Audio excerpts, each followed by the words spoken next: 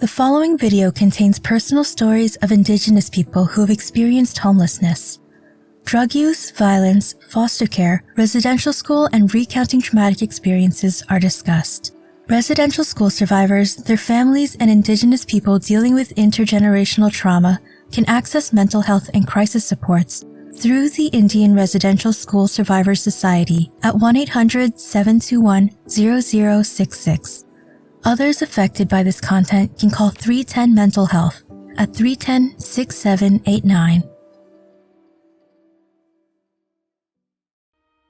So the tattoo for me is to honor my grandmothers and my grandfathers.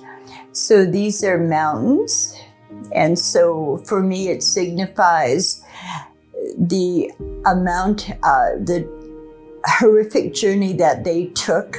That is residential school, Indian hospitals, and all of that, and survived. And so I honor them with my tattoo. Because I never lived with my family, the one thing that I always understand is that I do walk with the wisdom of my grandmothers and grandfathers.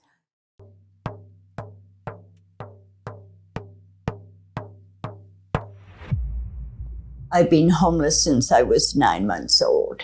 My mother took me to the hospital because I was sick. This was in Vancouver. And like any good mother, that's what you do when your child is sick, you take him to the hospital. And it was St. Paul's Hospital in Vancouver. I look at the hospital today and I visualize my mother taking me in there. And what happened was the nurses, I don't know if the nuns were there, I don't know who was there, but they looked at my mother because my mother was Indigenous and just looked at her and said, "I'm sorry." And they took me out of her arms. And she had to leave the hospital without me in her arms. And thus began my journey of living in foster care. I am Kwakwakiwak. My mother and my grandfather are from Alert Bay, so in Alert Bay we say Gela Kesla. My name is Bernice Kamano. I am from the Kwakwakiwak people, Hawaiian. My great-grandfather was Hawaiian, thus the name Kamano. And my granny, whom I'm named after, is Musqueam from Coast Salish.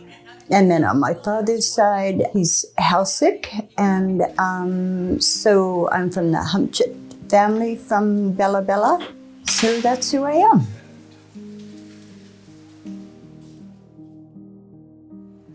Good medicine is more than tangible services. It is the intangible love of saying hello, going for coffee, chatting over a cigarette, or crying over the loss of a child.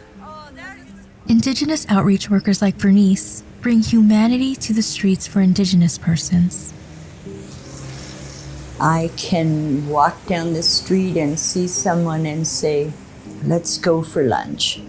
And we go and have a beautiful lunch. Or, they come into my office and sit down and we can cry together for 2 hours.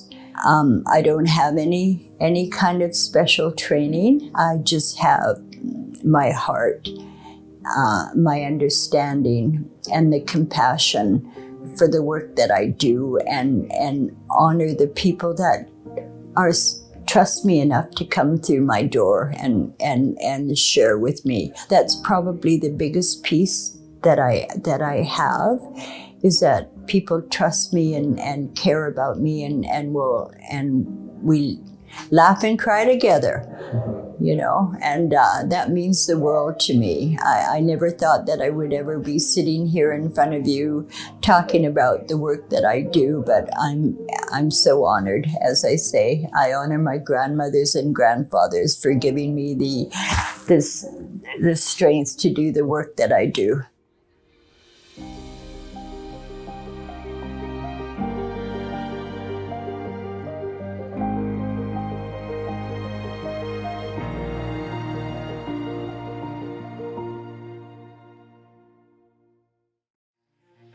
We're all part of the web of interconnections, and this means that change is the responsibility of every one of us. Learn more and get involved today.